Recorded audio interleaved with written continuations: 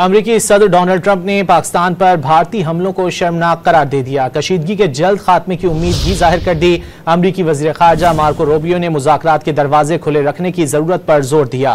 वाज़े किया कि तमाम तर सूरत हाल को इंतहाई करीब से देख रहे हैं। अमरीकी रुकन कांग्रेस ब्रेट शर्मैन ने भारत को पैगाम दिया कि वो बगैर सबूत के कशीदगी फैलाने से गुरेज करे।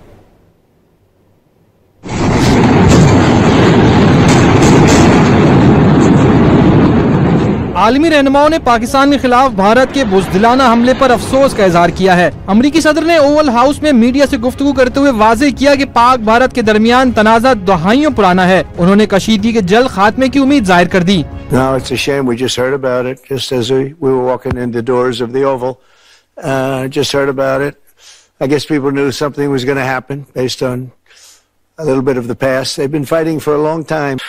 No, I just hope it ends very quickly.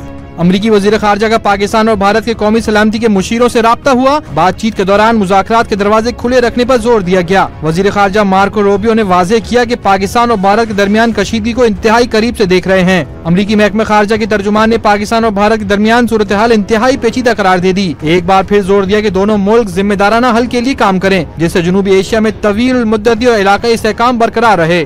Serious issue. We clearly are still closely involved in monitoring.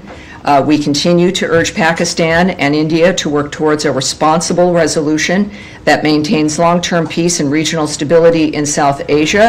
अमरीकी रुकन कांग्रेस ब्रेट शर्मैन ने पाकिस्तान पर हमले के बाद भारत को आड़े हाथों ले लिया। अपने पैगाम में वाज़े किया, भारत ने पहलगाम वाक़े की आड़ में पाकिस्तान पर हमला किया, लेकिन भारत आज तक उस वाक़े का कोई सबूत पेश न कर सका।